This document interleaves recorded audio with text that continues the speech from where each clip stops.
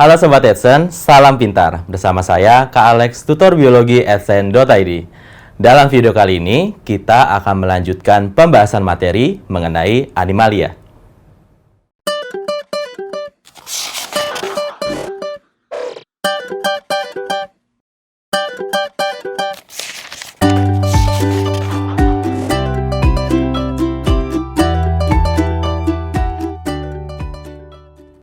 Kita akan lanjutkan pembahasan mengenai karakteristik umum dari arthropoda.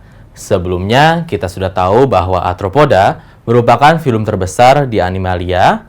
Kemudian, dia adalah triple blastik, selomata, dan bilateral. Dan ingat, segmennya terspesialisasi atau mengalami tagmatisasi. Nah, bagaimana karakter lainnya? Kita bahas ya.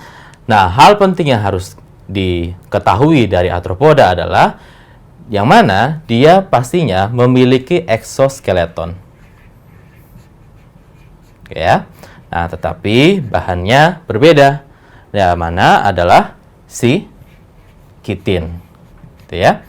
Kalau teman-teman pernah megang kulit udang, nah seperti itu. Jadi itu exoskeleton yang terbuat dari bahan kitin. Nah, untuk exoskeleton ini, gitu ya. Nah, ini dilanjutkan dengan karakter penting lainnya dari arthropoda adalah dia mengalami molting atau ganti kulit, gitu ya. Atau istilahnya kita sebut sebagai ekdisis. Sama seperti si nematoda atau nematelmintes. Kita sudah bahas ya, bahwa bagian tubuhnya bagian luarnya dari si nematoda atau nematelmintes, dia akan bisa molting. Maka, teman-teman, untuk nematelmintes di buku-buku yang dengan update yang modern, klasifikasinya, maka untuk nematelmintes dan arthropoda itu dapat dikelompokkan menjadi satu grup yang kita sebut sebagai ecdysozoa, yaitu hewan yang dapat melakukan ekdisis atau molting atau ganti kulit. Nah, jadinya ceritanya teman-teman, pada dasarnya bagian exoskeleton dari suatu hewan arthropoda, kita katakan misalkan belalang gitu ya, itu tidak akan ikut membesar seiring dengan pertumbuhannya belalang. Jadi bagian tubuhnya dia membesar, tetapi kulitnya nggak ikut membesar atau exoskeletonnya nggak ikut membesar. Maka kita memerlukan suatu mekanisme ganti kulit yang kita sebut ini. Gitu ya. Nah, jadi ini sama konsepnya dengan misalkan manusia gitu ya. Pakai baju yang sama dari kecil, nah ada waktunya dia harus ganti baju kan ya. Tapi beda di sini adalah untuk baju barunya dihasilkan dari tubuhnya. Gitu ya. Jadi ketika bagian kulit yang lama itu sudah dikelupas atau dilepaskan, nah dia sudah ada exoskeleton atau baju barunya atau pelindung barunya, gitu ya. Jadi ini adalah karakter yang penting. Nah, untuk proses molting atau ekdisis di sini bisa terjadi sepanjang hidupnya ataupun bisa terjadi ketika dia dewasa dia stop, gitu ya. Jadi ada banyak variasinya. Oke, kita lanjutkan dengan hal lain, yaitu dari sistemnya. Untuk sistem indera, gitu ya. Nah, tentu saja di sini sudah lebih sempurna. Oke ya. Demikian juga dilengkapi dengan sistem saraf. Umumnya, untuk sistem inderanya, khususnya biasanya ditemukan di bagian anteriornya atau di bagian depan. Oke ya. Dan karakter penting dari arthropoda adalah teman-teman untuk sistem peredarannya. Masih ingat gak? Sistem peredarannya dia dikatakan terbuka. Gitu ya. Nah, maka teman-teman akan menemukan yang kita sebut sebagai hemolimfa. Gitu ya. Yang mana campuran dari darah dan limfa.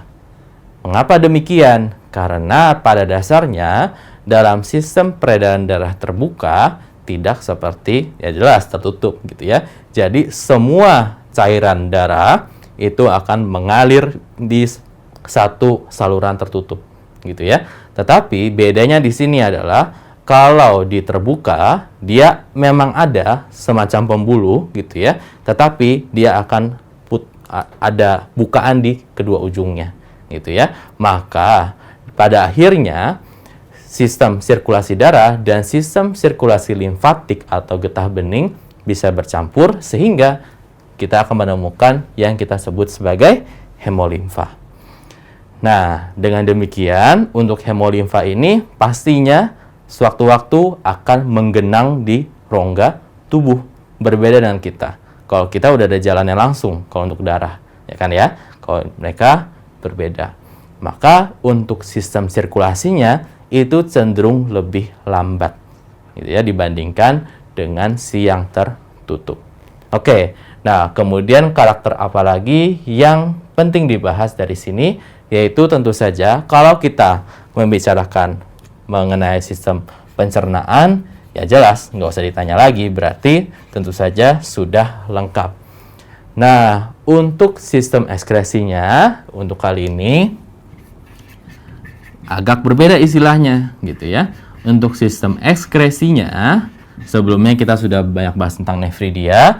Nah, kali ini kita khususkan, kita sebut sebagai tubulus malpighi. Nah, untuk beberapa kelompok, misalkan seperti salah satu grupnya adalah krustasea atau udang kepiting dan teman-temannya, nanti ada kelenjar khusus yang kita sebut sebagai kelenjar hijau, gitu ya, bukan tubulus malpighi. Oke ya, jadi kita sudah bahas untuk sistemnya. Nah, kemudian bagaimana untuk reproduksinya? Untuk reproduksinya, pada dasarnya, gitu ya, reproduksinya. Nah, pada dasarnya di sini umumnya dari anggota arthropoda itu adalah gonohoris. Teman-teman masih ingat ya? Untuk gonohoris, gitu ya. Berarti di sini atau dioeceus ya. Berarti teman-teman akan menemukan hewan jantan dan hewan betina. Walaupun nanti karena di sini kata umumnya ada beberapa hewan juga dari arthropoda yang dia hermaprodit. Oke ya. Nah, untuk sistemnya sebenarnya cukup bervariasi, tapi pada dasarnya reproduksinya bisa seksual maupun aseksual, gitu ya. Untuk aseksual juga dapat disesuaikan. Nah, pada dasarnya untuk yang aseksual yang biasa akan kita kenal di arthropoda adalah mekanisme yang kita sebut sebagai parthenogenesis, yang mana artinya di sini adalah pembentukan individu keturunan, gitu ya, tanpa terjadi fertilisasi atau pembuahan, gitu ya. Nah, jadinya untuk istilahnya gitu ya, gampangnya ada cewek gitu ya, dia hamil tapi tidak melakukan fertilisasi. Jadi itu umum terjadi di arthropoda, seperti misalkan di serangga. Nah, kadang ini nanti berhubungan dengan misalkan pangkat atau status dari suatu koloninya. Misalkan pada serangga gitu ya, dia sebagai pekerja atau sebagai apa. Nah, jadi parthenogenesis itu biasanya dilakukan ketika si kelompok hewan ini sulit untuk mendapatkan pasangan, biasanya jantan gitu ya. Nah, untuk yang betina gitu ya, biasanya kalau mau menghasilkan keturunan gimana? Ya dengan mekanisme parthenogenesis. Dia bisa menghasilkan anak tanpa harus kawin terlebih dahulu. Kemudian kita lanjutkan dengan klasifikasi dari arthropoda.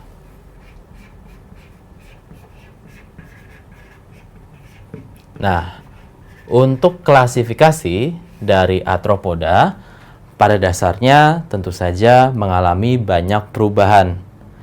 Apalagi teman-teman tahu bahwa arthropoda di sini merupakan filum dengan anggota yang paling banyak atau paling beraneka ragam. Nah, tentu saja untuk anggota dari arthropoda, teman-teman juga akan menemukan suatu kelompok taksa atau takson yang sudah punah. Nah, dari sekian banyak kelompok, di sini saya akan membahas beberapa kelompok besarnya saja. Yaitu apa? Pada umumnya, ketika kita membahas tentang arthropoda, kita akan mempelajari 4 grup besar. Yaitu apa? Yaitu Arachnida, kemudian Myriapoda, kemudian Insecta, dan Crustacea. Nah, pada dasarnya 4 grup ini sudah umum dipelajari sejak SMP. Jadi, dari SMP sudah dikenalkan ada 4 grup dari arthropoda atau hewan dengan kaki berbuku-buku. Nah, ketika kita lebih naik tingkat, biasanya kita akan menemukan beberapa perubahan dan untuk contoh-contohnya akan lebih detail. Nah, tetapi untuk contoh-contoh yang detail itu biasanya juga jarang sekali dikeluarkan, bahkan tidak pernah dikeluarkan. Nah, dengan demikian teman-teman, strategi untuk belajar dari arthropoda di sini adalah saya tetap akan memperkenalkan yang umumnya saja dan karakter apa yang membedakan satu dengan yang lainnya, atau karakter-karakter penting apa yang dapat ditemukan pada per grupnya, gitu ya. Nah, pada dasarnya untuk tingkatan klasifikasi Arachnida dengan teman-temannya ini kurang setara. Nah, dengan demikian kita kadang juga akan menyetarakan posisi dari masing-masing taksa ini. Nah, dengan demikian untuk buku-buku yang lebih update atau klasifikasi yang update, maka di sini kita akan grupkan Arachnida ini masuk ke grup yang kita sebut sebagai Chelicerata.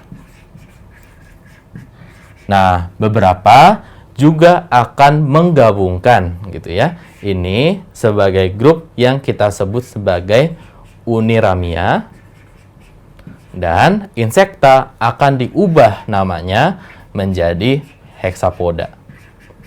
Karena pada dasarnya tidak semua Hexapoda adalah Insecta.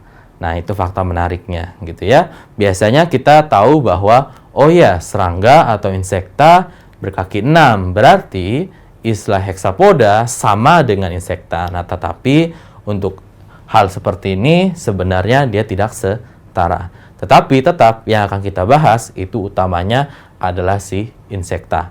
Oke ya. Nah, jadinya apa dasar pengelompokannya gitu ya.